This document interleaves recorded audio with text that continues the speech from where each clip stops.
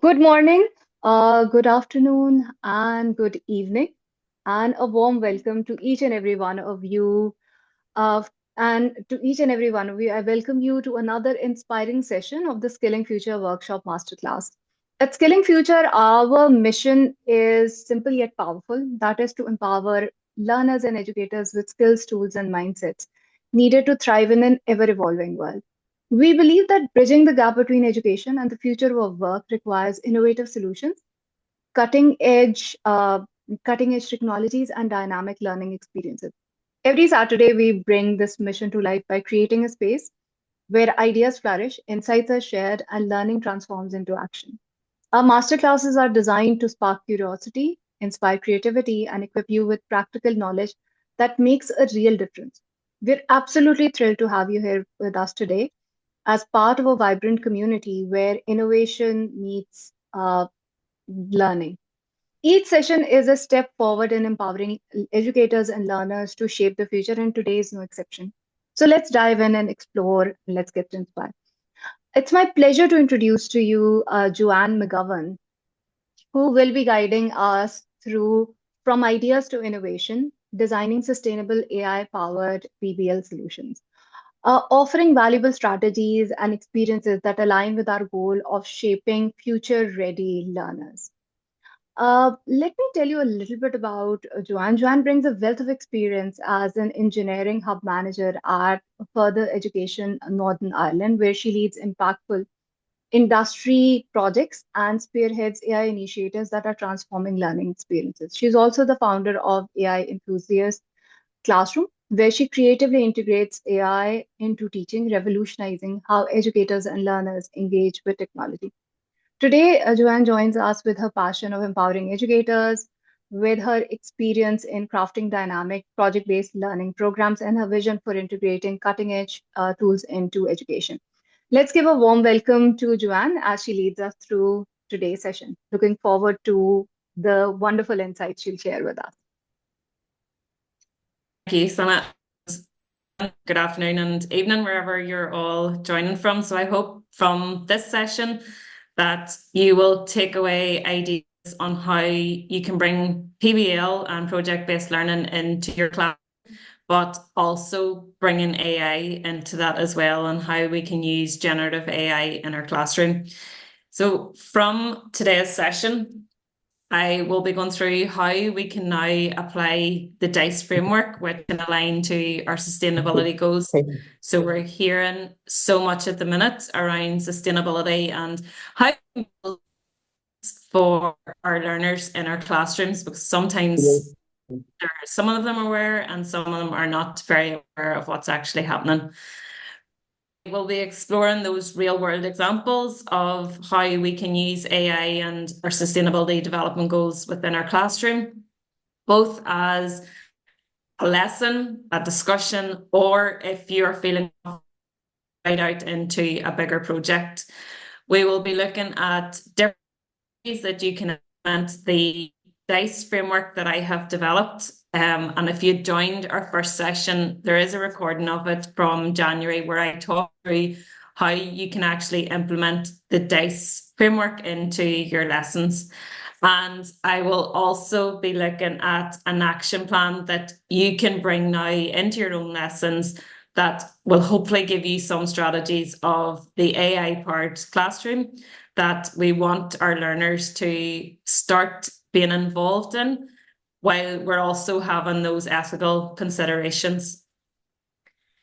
So I want you to take a few minutes just to think, what is the one challenge you face when integrating sustainability, project-based learning, or AI into your lessons? So you can pop your answer into the chat, or even if you've got a piece of paper, or book, or anything beside you, or in your notes, what's the one challenge that you face? So for me, for example, the one challenge is getting our learners to think differently, going away from assessment, that they actually develop those transferable skills and those soft skills, and that's what's really important within our at the minute is that we develop these learners that have the problem solving skills, the critical thinking skills. So what's the one challenge that you see at the minute that is going to be difficult to either sustainability or integrate project-based learning or AI into your lesson if you're not already doing that? So I'll give everyone a few minutes. I think so. For me, the biggest challenge with incorporating PBL is going to be helping students work with ideas that they are really interested in. Because during this semester system, I believe I'm really challenged by the time that I have. So that in a way hampers, or that in a way is one of the challenges that, okay, to conduct such thing, to conduct a full PBL based project that, okay, this is how we are going to start off with, and then what are we going to go ahead with? And Bina also says that, okay, it's for her, it's time management. How Yeah. do you deal with that? Yeah, time is a big one, and even time for our learners. Like sometimes their time management can be difficult, and because we are so time constrained. So hopefully from today is that you'll be able to see that we can do it as simple as a discussion, and hopefully then that'll allow to build up into a bigger project. And it's also about confidence when we start small and start to build up, hopefully that will help. Anyone else, any other Um, suggestions? Shahida says that ideas mental block.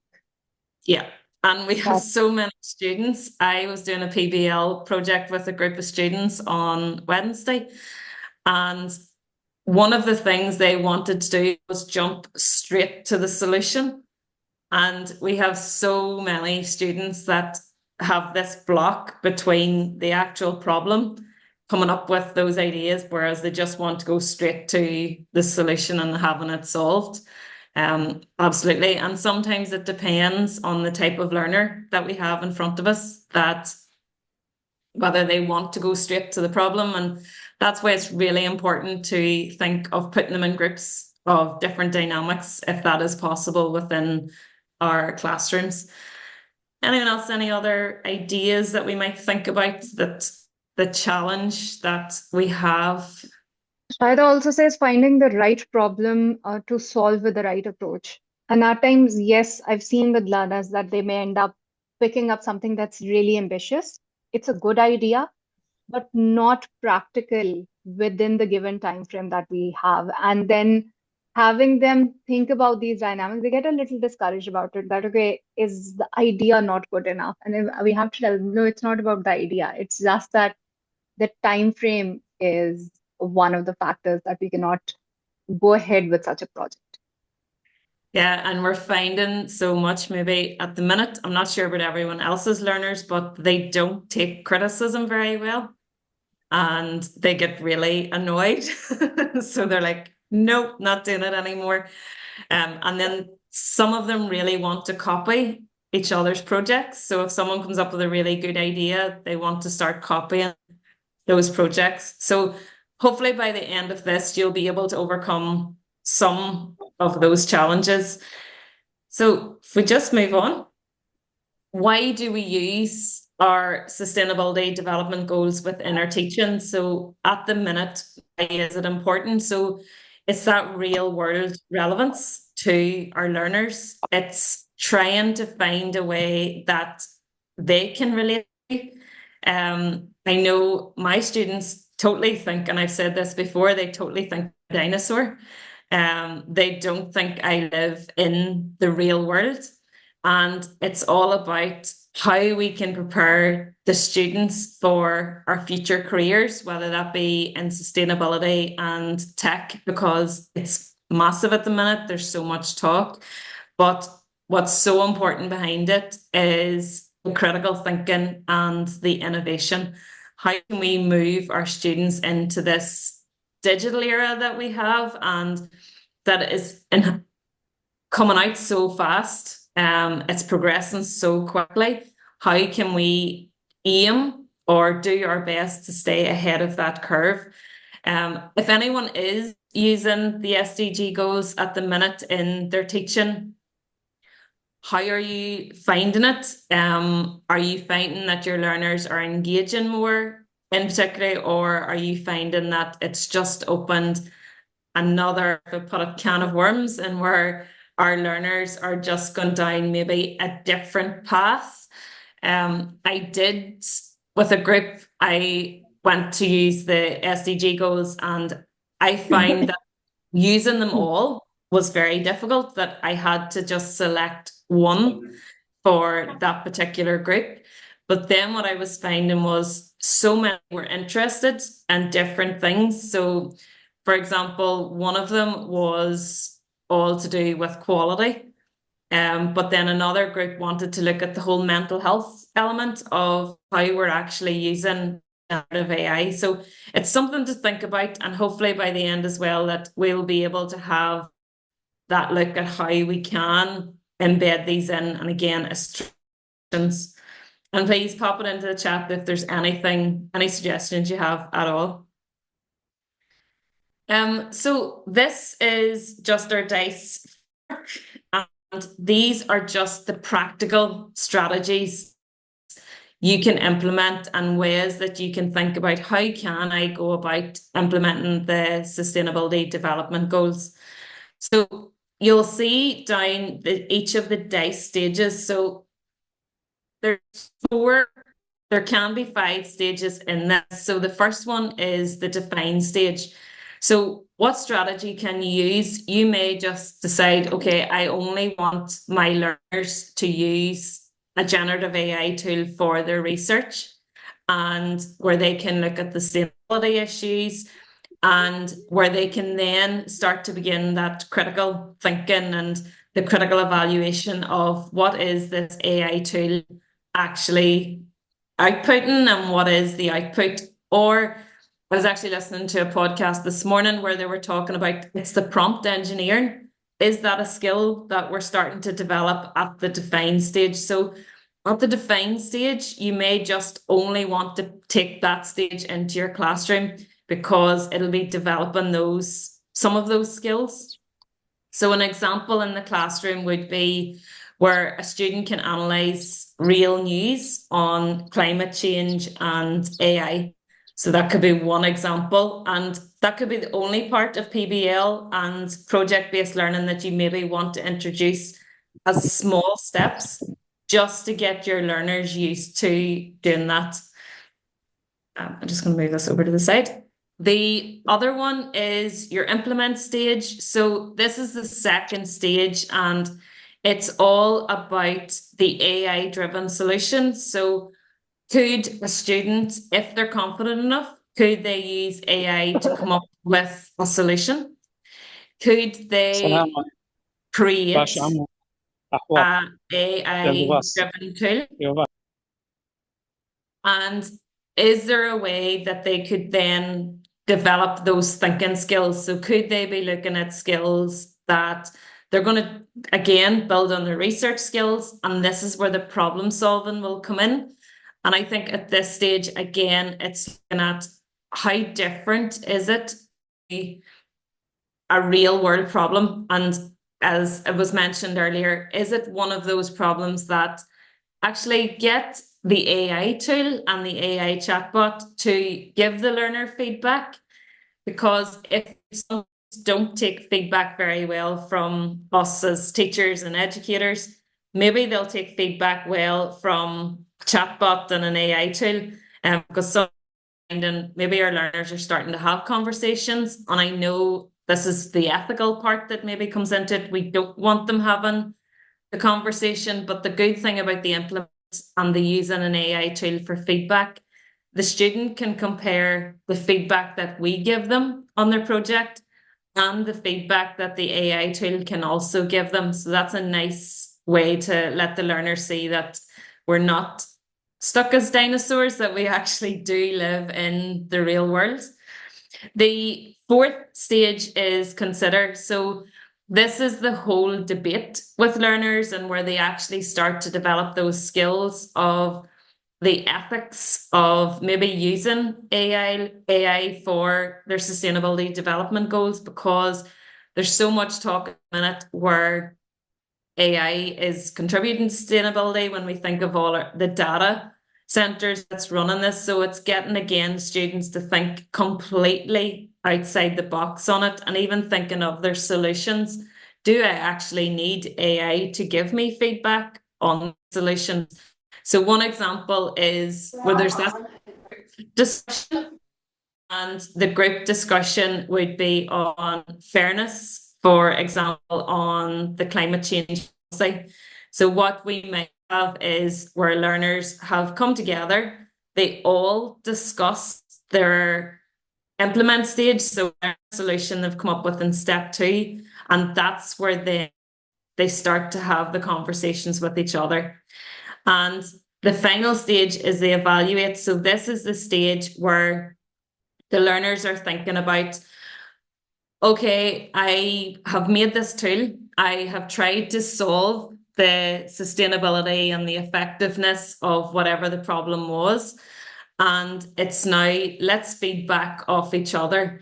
And these 4 stages, the whole idea behind it is that you can pick out any stage. You can just go with one stage depending on confidence, depending on how the learners actually feel. And it's also embedding that they can take feedback, that they can take problem solving. So hopefully that will give an idea of some of the practical strategies that we have in terms of this DICE framework in our classrooms. Has anybody any questions at that point? Joanne, you've talked about that, okay, having students make use of using AI. Are there certain AI tools that you would suggest that learners you would recommend learners at this stage? Yes, so, I know Skill and Future has been involved in a bot that was shared yesterday, bots, and I will correct it on that if that's wrong. So I would say for ethics, it's making sure that the tool's safe to use, particularly for learners, and it's one that we feel confident on as well. And I know we have tried to build one around the DICE framework that allows learners to develop those skills, and we can showcase that as well. And I know there's a lot on LinkedIn that shares the tool that we've been involved in building. Is there any other questions anyone maybe has them at this stage? No, not at this stage, but I have question actually related to when students approach projects, and one of the reasons that they are actually copying others' work, or they copy, or then they go online and then look at it that, okay, this is a good idea, let me just copy that, is that they're worried about how they're going to be assessed. So in this case, what do you think should be an assessment strategy that teachers are employing in the classroom, where learners also feel that even if they're that learning is actually what we are getting out of that. It's not about what could be the focus. How do we integrate that component? Yeah, so one of the things that I do when I'm using this type of strategy is it's a reflective tool. So I make sure that before the learner even goes into the research stage, I get them to document everything that they don't know or that they know. So it's looking at everything that they know about that particular topic. And as we progress through each stage, it's getting the learner then to document, this is what I learned, and this is where I actually learned it from. So, and then if they feel that maybe that information isn't correct, that's where then they go and do further research. So it's looking at how the learner has developed and what knowledge they have developed, progressed through, but it's really the reflection piece about the journey of where they start and where they've developed in that piece. One of our participants, Bina, has asked that how would students evaluate the effectiveness of AI in sustainability? Yeah, so one of the things would be that they would be looking at, okay, if I'm going to use an AI tool for this, am I getting any benefit from it? Is it more useful to go to an AI tool that, say, for example, a mental health tool where students could develop an AI mental health tool that would help with different strategies. So you maybe have a learner that doesn't like speaking to each other and they don't like communicating, but they have this bot that they do like communicating to. So it's maybe opening up different avenues for those learners on different skills. Now, it'll not solve every issue, but it might help come up with different potential ideas on that. So hopefully that answers that question. Bina, do let us know if you have any other follow-up questions regarding this. Okay. Yeah. So one of the next things is just at looking at real world examples. Excuse me, real world. So one of them I've actually taken is the mental health, and I will be showcasing. So as part of the Skill and Future, we have developed a project around sustainability and AI. So I will be sharing that later on. But this is an example of where you can take case study, looking at the activity and what is the key questions that can arise from that. So for example, the AI-driven mental health chatbot for well-being. So what's letting students look at, okay, what's the advantages of doing this? And they could take this as peer assessment. They could also look at it as where they're giving each other feedback. What's the advantages, disadvantages, the ethics behind this?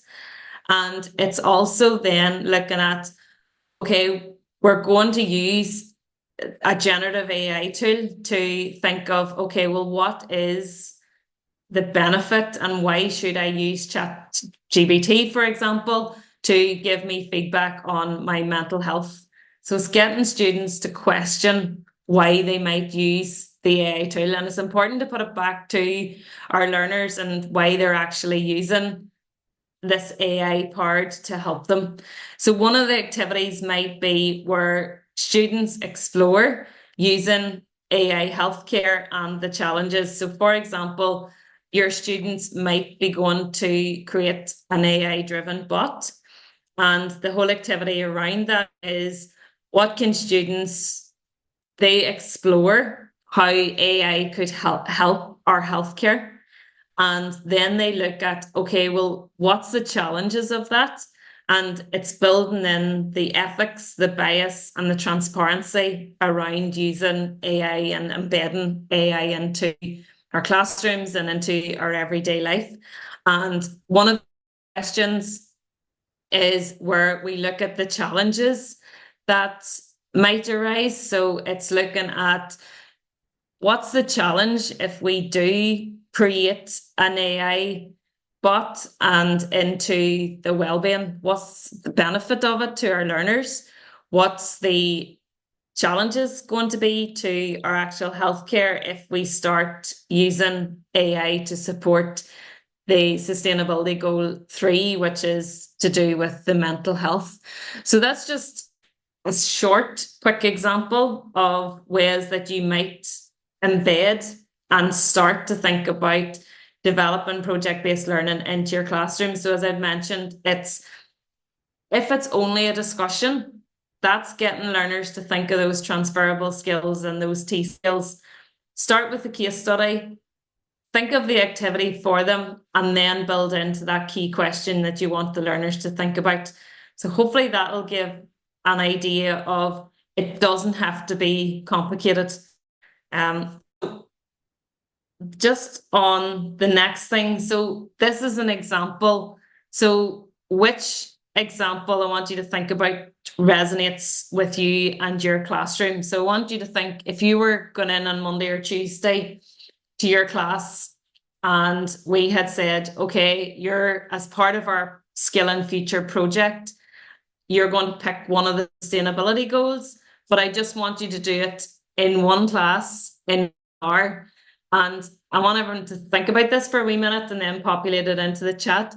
Which of these AI tools and the AI tools that we have available and SDG goals best fit your classroom? want you to think about what sustainability fit your classroom, because not all sustainability goals is going to fit all our classrooms in the same way. And it's looking at the AI tool. Which AI tool do you feel your students would be most confident with? The activity then is you would think about, consider your class interests, the skills you would like them to develop. And the key question is for you embedding this into your classroom is, what challenges arise with students? But also, if you are trying to do this over 3 or 4 different classes with different teachers, what challenges might arise in that sense? So I want you to think about those 3 things. If you were going to, on Monday morning, to embed this into your classroom, what would you be thinking about? So it's the case study, which sustainability development goal, and which AI tool best fits your classroom. What activity would you consider for your learners? So the activity could be that you want to develop their soft skills. So you maybe want to develop only problem solving. I know one of the things that I have is maybe where the learners find teamwork difficult. They find speaking with each other difficult, because it's constantly phone. They could text each other a lot better, but it's thinking of how can we get them talking and communicating. So communication could be just the activity that you want them to think of. And then what's going to be the challenge that's going to arise from that? So it's 11:27. So I'll give everyone to about 11:33, say, or well, we'll do 11:30. Just to have a think about, we'll take about 3 minutes. Have a think about, if you're going into class on Monday morning, how would you embed these 3 into your classroom? So we'll give everyone a few minutes to think about Joanne, that. the worksheet that you had, the dice framework worksheet that you had developed last time around, I think so that's a very good starter for having students brainstorm about different things. I think so within that, a component of AI tools and SDG could be added that, okay, students think about related to an SDG, think about what AI tool, because again, they already, again, at different levels um, where they're using AI, they already know what tools work for them and what don't, especially the university students. But in other cases, the teachers may have to guide them and show them in terms of the ethical usage. But I do feel that the DICE framework worksheets that you have developed do a really good job in guiding learners uh, to all that process, from brainstorming to thinking about, okay, what's next, who the stakeholders are, what do we do. We will be sharing. I think so. What we'll do is that within the certificates that I email, I'll share the I'll share the worksheets that you have developed because they help me out a lot with one of the activities that I did with my classroom. Kids loved it. And we'll also share a chatbot that Joanne and Gerry have developed on the DICE framework. That will also be, if you plan to use it in your classroom, they will help you guys out a lot. Brilliant. Thank you. Yeah, so the worksheets that we spoke about, those worksheets are for our learners to think about the challenges that they can be faced and how they can really step it out. So hopefully that will help for the learners. And for us planning, even if we're in department meetings and we're thinking about, sorry, different interests for our class, because they don't all have the same interests, which is important to think about. Has anyone any questions on that one? I know we've about another minute just.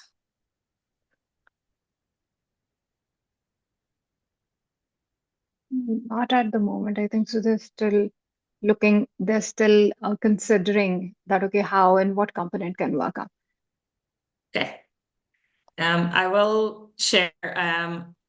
Suppose I could do this after actually, is I can come up with one for teachers and for educators to consider the similar one to what we've done with the students. I'll have a look at that and then I'll share it after what that would look like. So just moving on.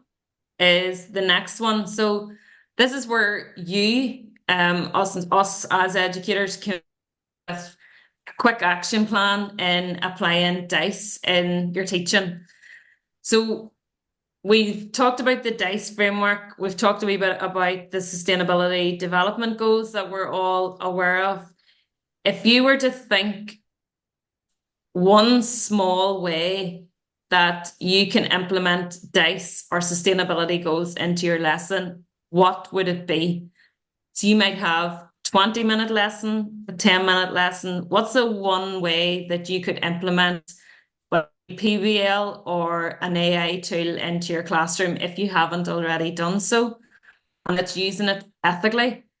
I know sometimes my learners think you're actually letting us use AI to do this and generative AI, and I do use AI as a like an umbrella. I know there's so many avenues to it, but I want you to have a wee think, and a lot of this is thinking, but it's that planning process which is really important, and it's letting you that it's not difficult.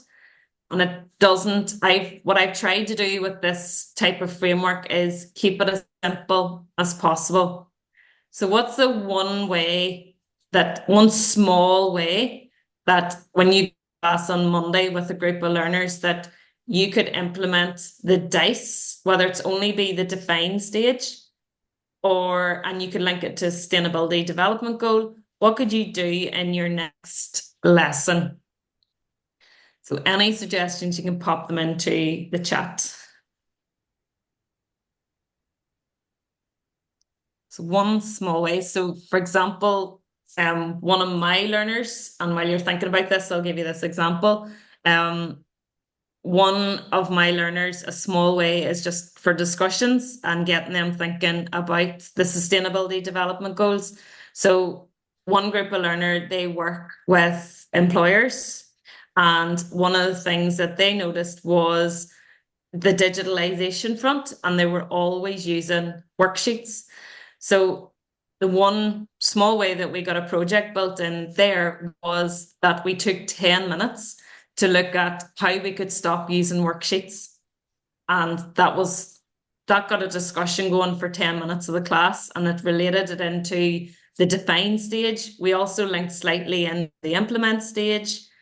And it could just be a starter at the start of your class when you're introducing like your learning objectives. What could you do in your classroom that would help you in a small way for even 5-10 minutes? What could you do? Yeah, kids do love to talk about problems that they face on campuses. That can be related to how their work is going, about their scheduling, and they love to talk about it. That would be a good starting point to have them think about it. That okay, this is a problem. What are the different problems? How is it that okay with your resources, with your energy, what could be a solution that you can that you can come up with? So that's a good starting point. I think so having them first think about their own classroom themselves and then moving out of that, that gets them started on this whole dynamic.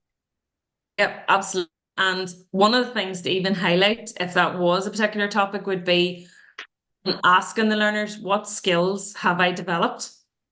And making them aware, okay, I've developed teamwork, I've developed skills within 5 minutes. And if you do that at the start of every lesson, what you'll start to see is the confidence will build, and the confidence of the learners to communicate.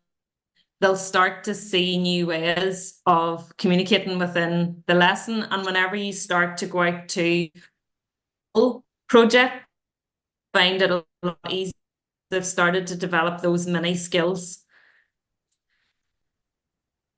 Anyone else has any other suggestions, do just pop them into chat and have a wee discussion around them. Or if anyone is completely stuck on ideas, just let me know as well.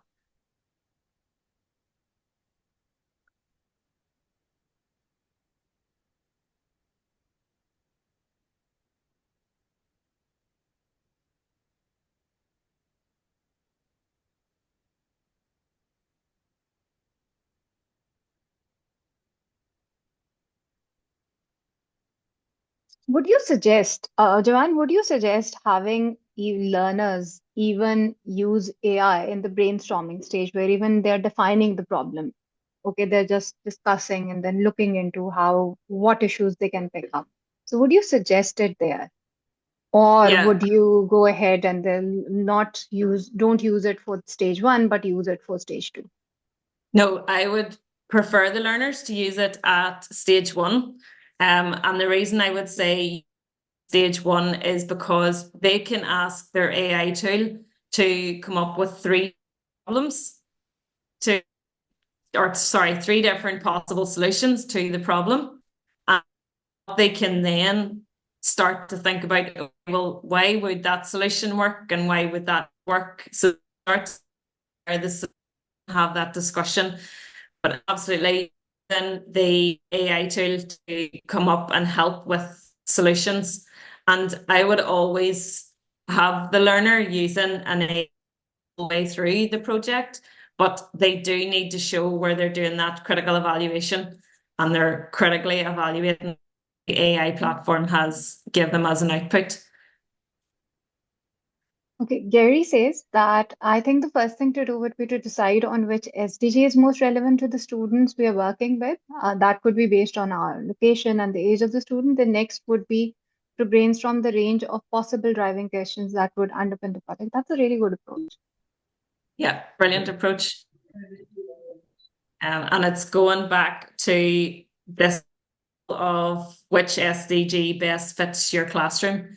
And because we're going to have learners that there's no way they're going to be able to look at all the SDG goals.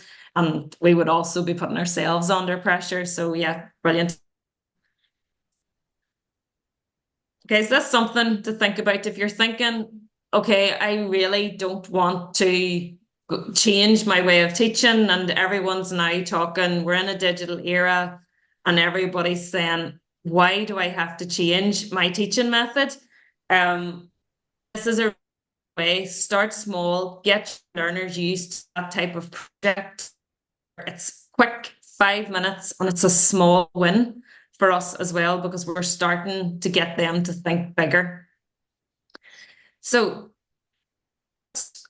on that, this is how and why we implement the DICE framework.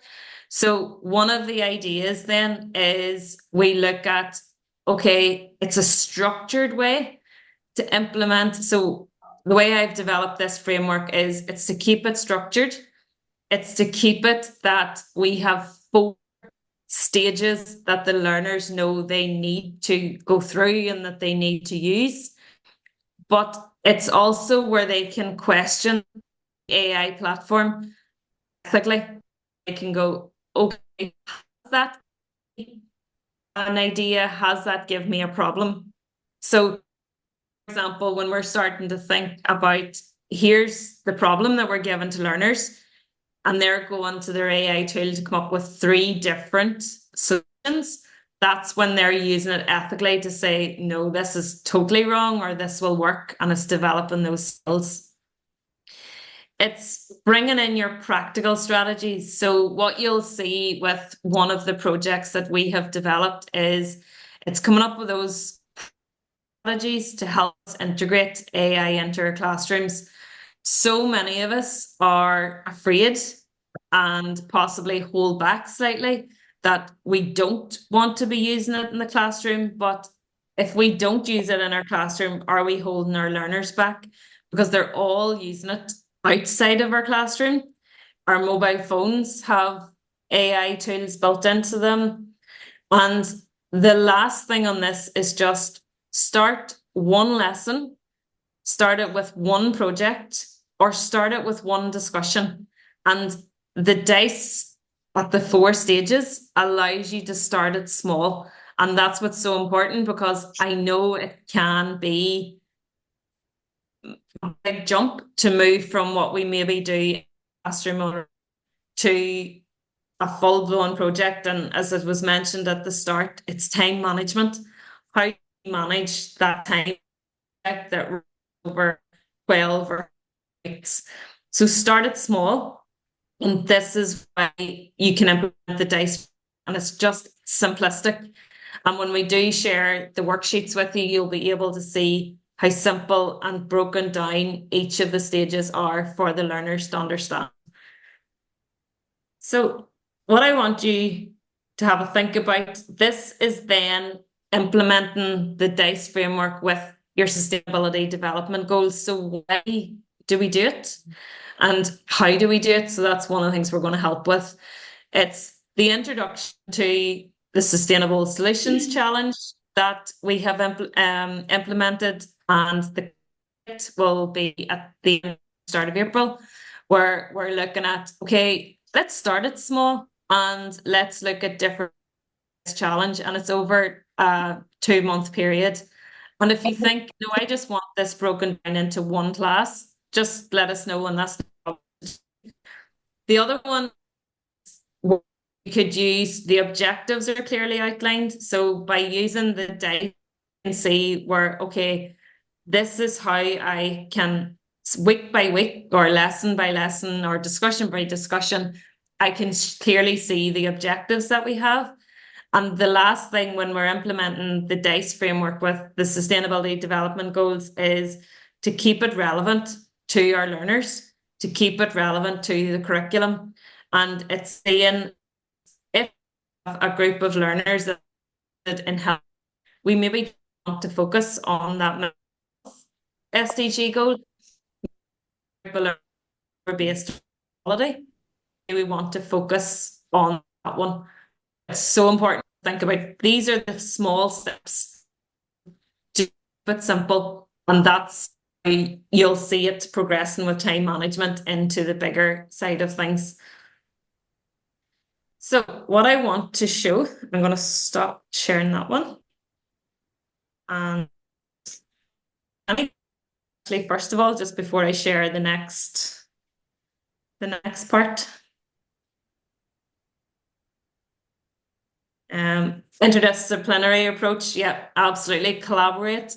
We have so many within different fields that we're interested in that everyone can collaborate, and collaboration is key, and it's so important. It's a great example. And even getting learners to collaborate, because sometimes they don't realize how our learners know each other. Whenever we go out to employment, that they're actually going to see, well, there's someone in marketing and there's someone doing business administration. We actually can work together, and it's the same with these projects. Okay, so I just want to show one example, 2 examples to show.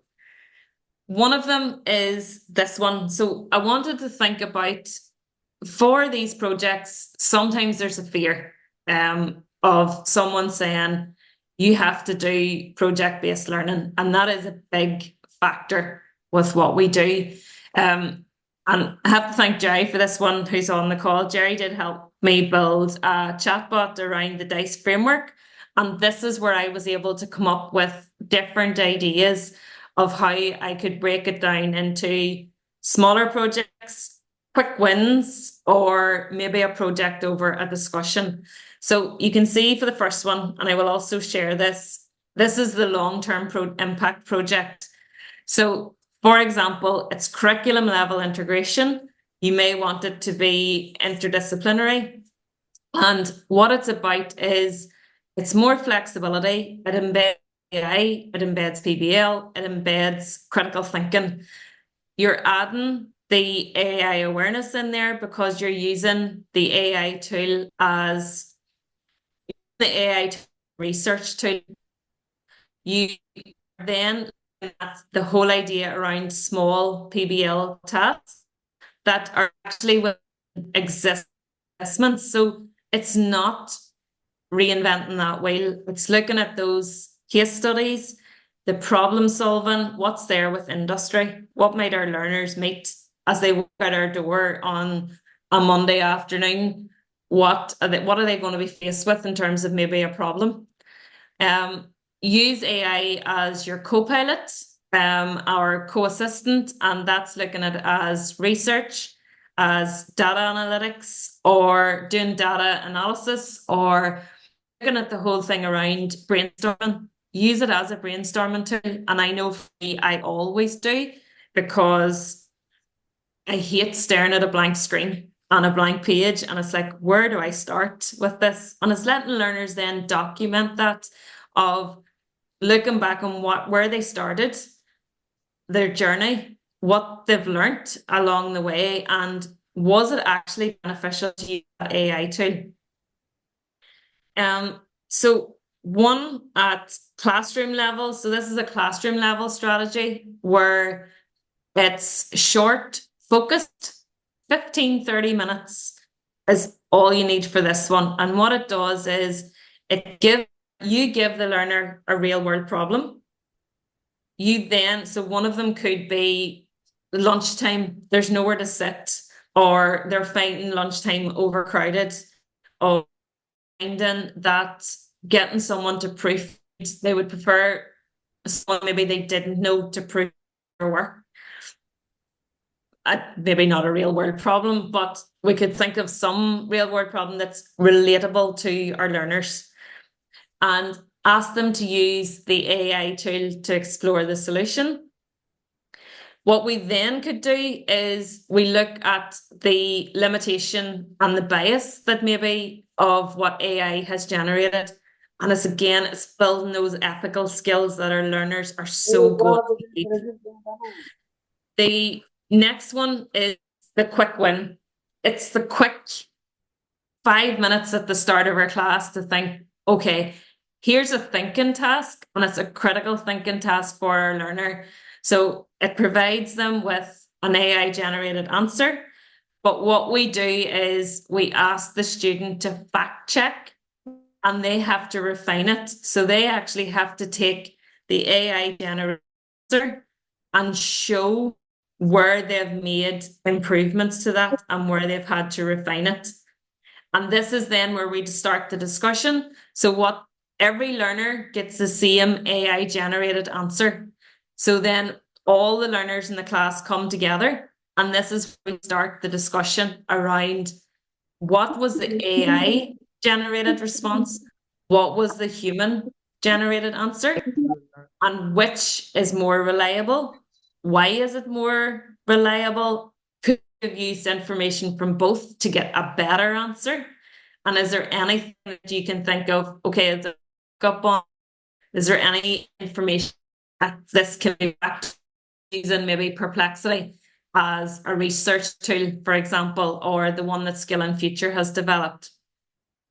And then it's the role reversal. So letting the AI tool play the role of the student, and then ask the student to critique and improve it. And it's the idea of the writer and the advisor. So give two roles. So the first role could be the AI tool is the writer, and the student is the advisor, and flip that role where the student is the writer and the AI tool is the advisor, where the student goes to the AI tool and says, my teacher has given me this feedback, or could you give me feedback before I submit to the learner? And it's getting the learner then to think about, okay, well, what was the difference in this? So hopefully that's a quick win on letting you examples. This one's the discussion. Don't need a lot of prep. And I think as teachers, we've loads to be doing. So we definitely need extra prep on this. So I'm not sure about everyone else within their school. Very often we have educators that don't want to be doing more tech and more digital in our classrooms.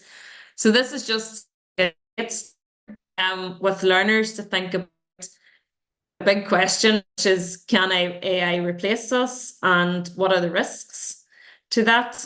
How can AI be used responsibly in research? So that's a quick win for our students to think about.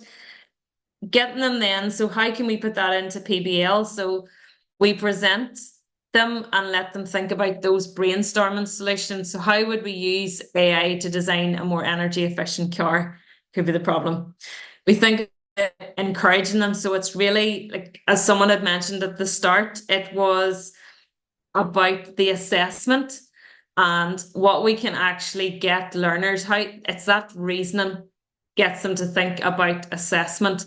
And as part of the sustainability challenge, we've actually put in a rubric in there that helps you look at that and thinking about, okay, well, how has the learner progressed? And these are just critical thinking problems. So what are the hidden biases? If AI made our decision, what could actually go wrong? So and this is one, can AI write poetry than humans? And then it's comparing the AI generated poetry to our own poetry, the one that we might write. And I definitely wouldn't be writing poetry because that's definitely, or else everyone would be screaming. Another example is a lesson level activity. So again, as I keep saying, keep it simple, and that's really important. And it's like dipping your toe in.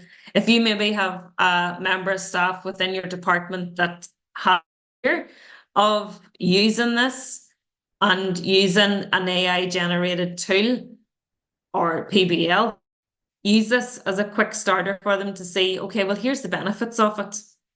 So that's a quick integration is just dipping their toe in as part of a lesson.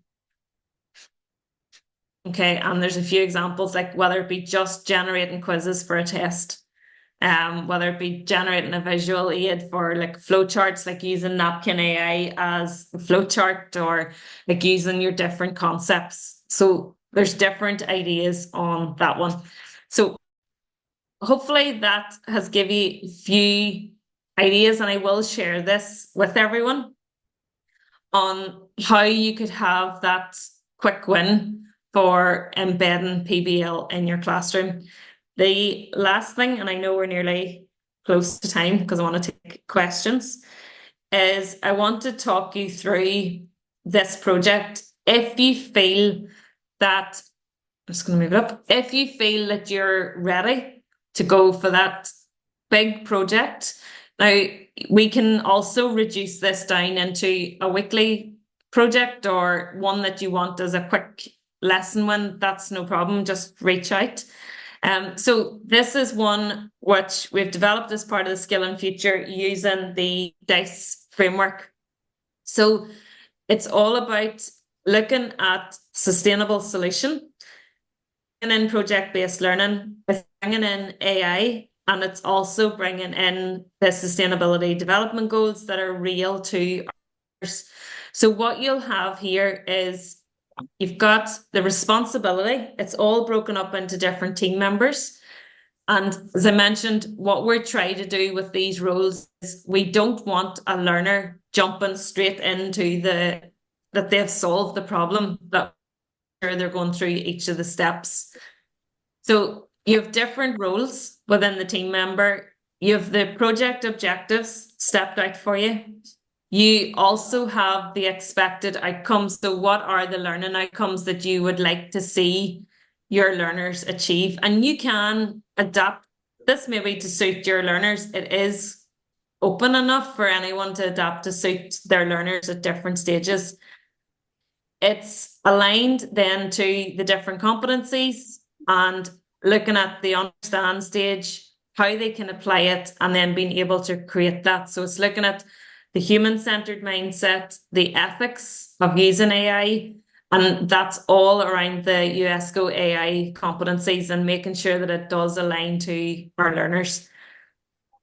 And again, then we go into the acquire, the deepen, and the create. So it's at each stage you and the learner can see where they have developed and how they're developing.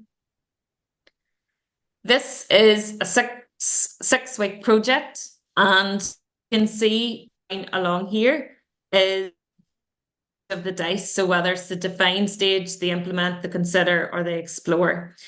What skills are focused? And I think this is a really important stage because our learners need to see what skills they're developing, because they'll go, well, what am I doing this for? What's the point? And that's really, really important. What's the competencies that are learned in terms of UNESCO AI? What's the theme? So what is the stage of this theme? What activities am I going to complete? How do I know I'm actually meeting this project? What's the potential freemium, sometimes AI tool that we've used? And we've also got our innovation hub bots that have been developed as part of Skill and Future. So we can give access to those to let you try them and see how those align. So we've got each of the weeks is clearly set out. Now they're not timed. It could be that you just want to do these in like 10 minutes. You might want to do it over an hour. So what we've tried to do is keep it simple. You can see we stage 3 then is your implement stage, thinking about your solutions, thinking about your prototypes. Yes, you could ask AI to design a system that creates this prototype. You could actually use AI to create the prototype. But if you don't have those skills in AI that you want to develop a chatbot, students can use other ways of thinking for this prototype. Then we've got 2 weeks of our implement stage and our free tools. So we've used our example of our POE app, which again we've built into our DICE framework. We have also then our week 5 is the consider. So this is where they consider the ethical responsibility, which is so important, and look ethics around the discussion. What has it been? And the final week of that is the evaluate. So this is where the learners present their final project as a video, as a or as a written report, and that's building on their skills. And this is the rubrics that we've developed that will help solve this solution based on the 6 weeks that I've just discussed. So what we've tried to do in terms of criteria is think of, okay, well, what do we want our learners to develop out of this project? So you can see the weighting from 15% to 10 and at different stages. So the problem is a big one, innovation and creativity.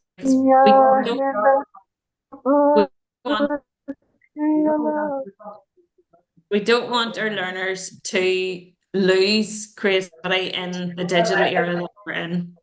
So you can see like it needs improvement. So it's big, it's on here, and you will have learners in your classroom that go from here right down to improvement. So that'll be a key where you're thinking we'll always have learners. This is where the differentiation will come in, and we've tried to embed this into this project as well, where you do have differentiated lessons for the project. It's an exciting project to be in. It's one that you deliver over if you wanted, rather than taking over the 6 weeks. It's one that could just be a quick win on it, and it's one that we've tried to simplify down because I do know how difficult it is to try and embed this into our classrooms. So we can see other criteria. Is it real world related? The interdisciplinary focus. So bringing in those other areas of curriculum. Like if you have a business student working with an IT student, marketing student, do they realize they could end up working in the same company in a couple of years' time? And then again, your team collaboration. How have they worked together? So the full project on this is available. You can sign up. What we've tried to do, the project is broken down into 6 weeks. All your resources are available over the 6 weeks. And for your project, you will have week 1 resources, week 2, 4, 5, and 6. They have been broken down into here's the worksheet, and it's been stepped out that all the resources are there and available for you. So you've actually, and the lesson plans are all there. So you've actually nothing to design for this sustainability challenge. It's just bringing it then into your classroom, and we are happy to help and even set up a Zoom call with everyone to look at how we can support you in that challenge. So just on that, we've just hit well with me. I know it's maybe not a different time with everyone else. Has anyone any questions about the DICE framework or about the sustainability challenge? One that we're very excited and hope we can get as many people on board. It would be a great showcase for everyone and a great starter to see how you can embed AI, PBL, and the sustainability development goals into your lessons. So if you have any questions, just pop them in the chat. How do we ensure that projects that we are picking up just go beyond simple idea of including the sustainability buzzword?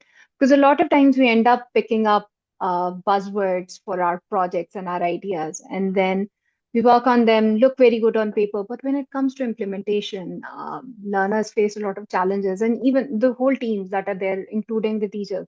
So, what would be your suggestion for the project challenge, the educators or the learners who are going to pick up or who are going to participate in the challenge as well?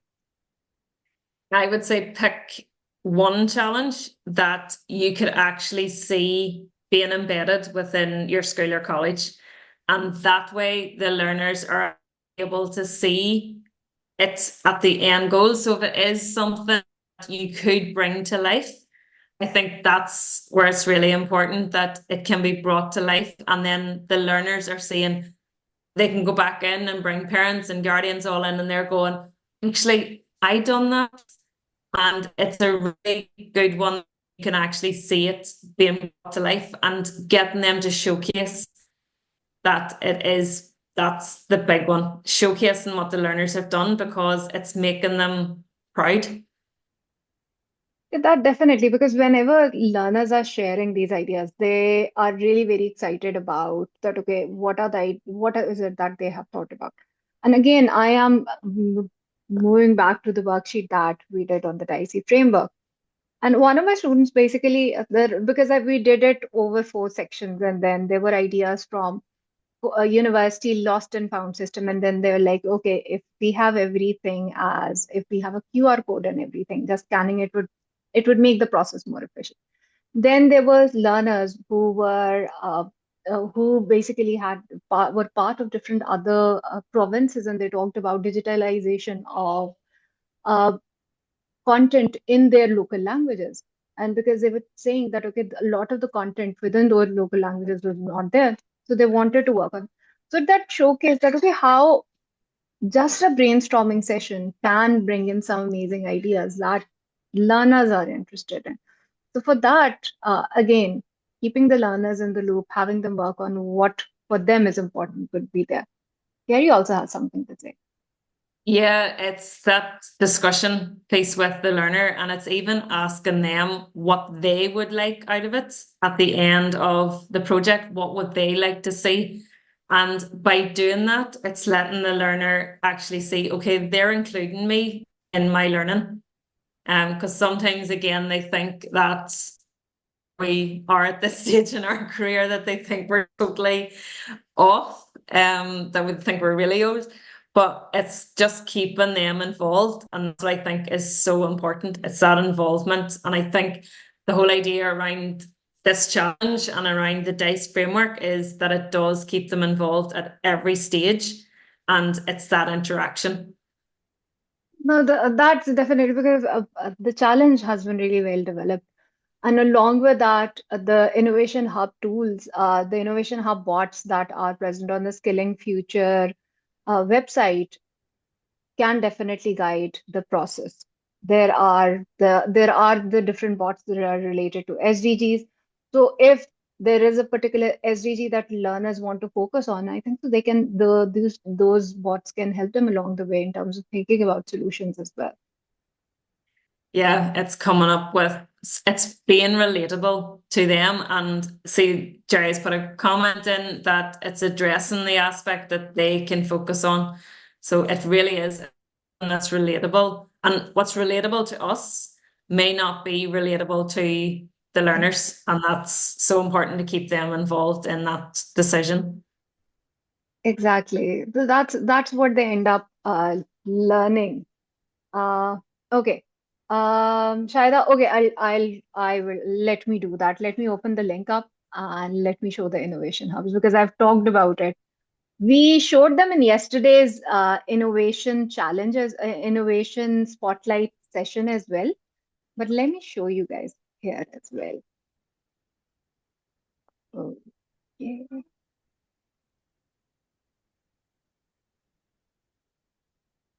L- Now, this is the Skilling Future website, and this is our innovation hub page on which there are a lot of amazing bots and resources that you can have a look at. Uh, First one is basically the sustainable. The first one is the challenge that we have up on our LinkedIn on our LinkedIn page. I will email it to you guys as well, so you can have a look into the rest of the documents. The bots that I was talking about, these are the bots that have been developed by the Skilling Future team, CEO Shahida, Andy Lucchesi, and then Ionis as well. So they've worked on thinking about, okay, what are the different things that educators and learners focus on, and how is it that these tools can help them in the way. So these are different bots that have been developed on the Google Box platform which can help them. For example, you have an AI ethics compass. This is one that can help them, as Joanne talked about, that, okay, ethics, yeah, thinking about the ethical aspect of the project that we have picked up, the ideas that we are working on, that is important. The sustainability bot is also there. The bots that I was talking about actually are the UN Sustainable Development Goal bots. These are the ones that you have. So once you click on one bot, you will be able to have a look at and then start a chat with it. Once you start a chat with it, it will guide you along the way. It will guide you along the way regarding it. So be sharing the link for that, or we will be actually sharing links for all of the important. We will be sharing a document related to all of the important links that we have regarding not only the challenge but also the other projects and ideas that our team has developed. If you have any questions, let us know.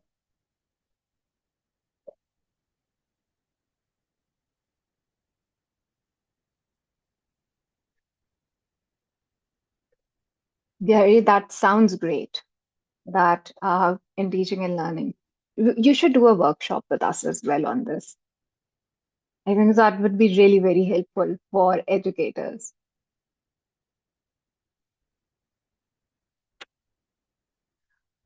Joanne, anything else you would like to add in?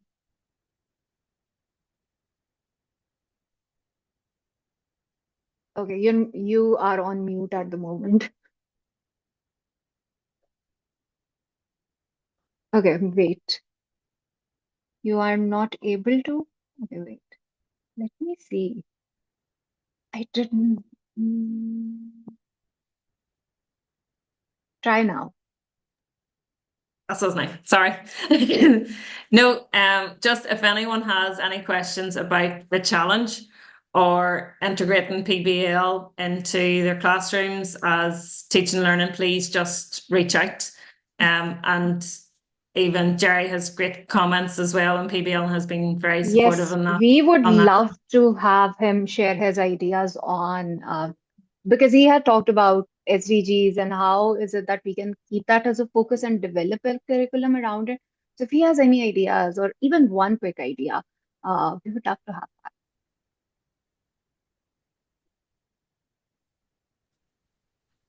Yeah, it's great. Even anyone else on the call that is maybe introduced.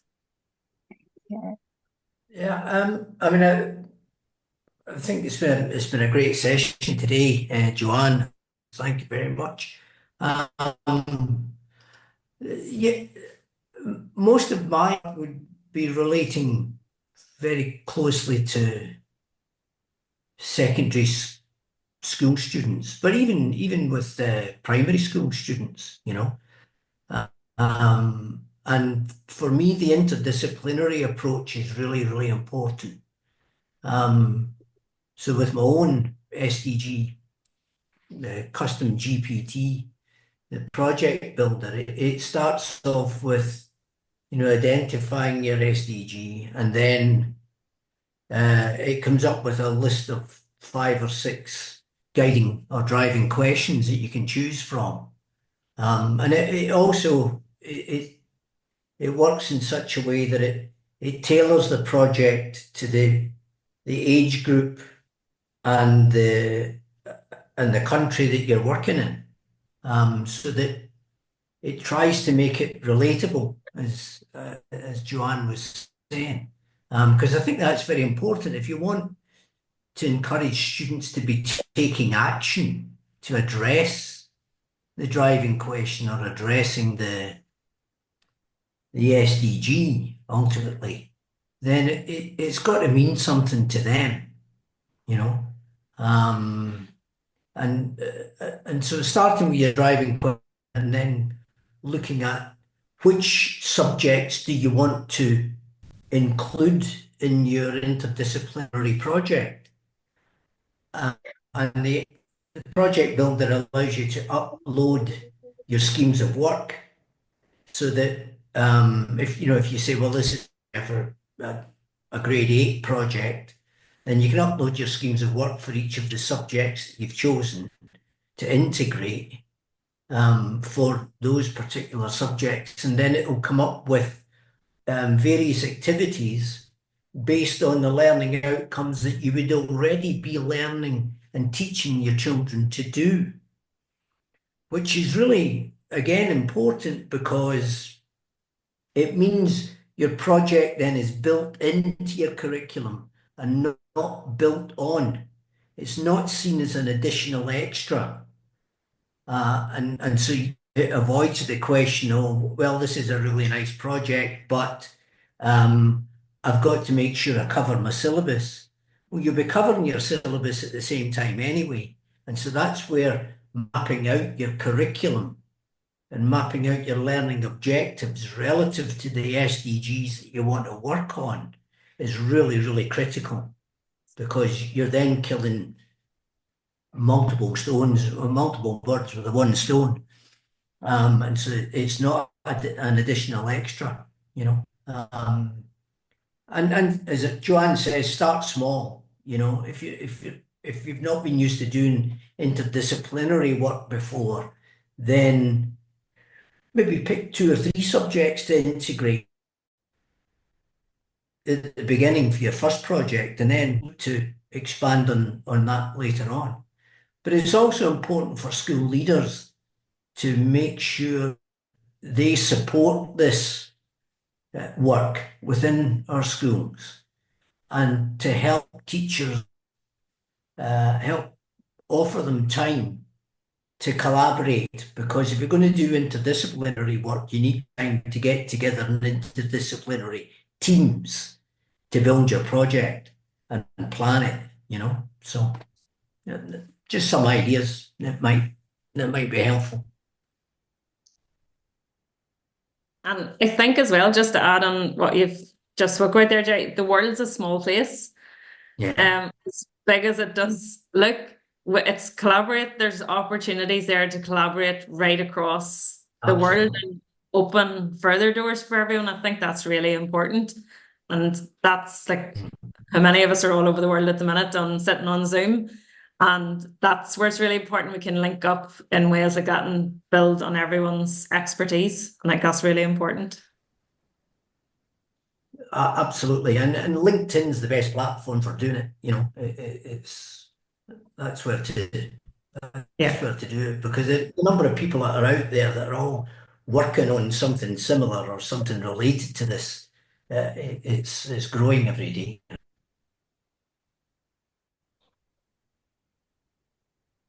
Thank you so much, Gerry, for your insightful ideas. It's always such a treat to listen to your ideas and how you're, with your experience, talk about that. Okay, this is how it can definitely work out.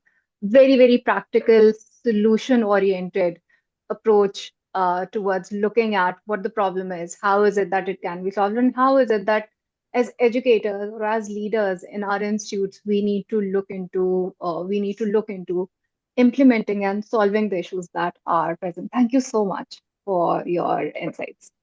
Welcome. Okay, if we do not have any other comments, I'll wrap the session. Thank you so much, Joanne, for another insightful session. Again, you talked about how is it that as educators we can implement the DICE framework, and what are the different steps or what are the different things that our learners can do. The insights are start off small, ensure that it is relatable to the learners. We can have them start. We don't need to think about it as something that is big and not something that cannot be applied. We can start off with something that is maybe a 5-minute discussion we have with our students, and that could be just the defined stage. And then maybe in the next class have them talk about, okay, we talked about the problem. What is it? How is it that we can implement it? How is it that we can solve the issue? And also, the point that has been raised by Gerry, that okay, we need to take an interdisciplinary approach, and moreover, the project needs to be something that is integrated with our mapped with our curriculum and with our course, so it isn't looked at something that is an extra. And there is a big responsibility that both leaders and educators have, that we need to support one another to ensure that our learners are, when they go out into the practical world, they have all of these skills developed. Thank you so very much, each and every one of you, for joining us for another insightful session at Skilling Future. We look forward to meeting all of you again in the coming week. Thank you so much, everyone. Goodbye. Thank And you. take care.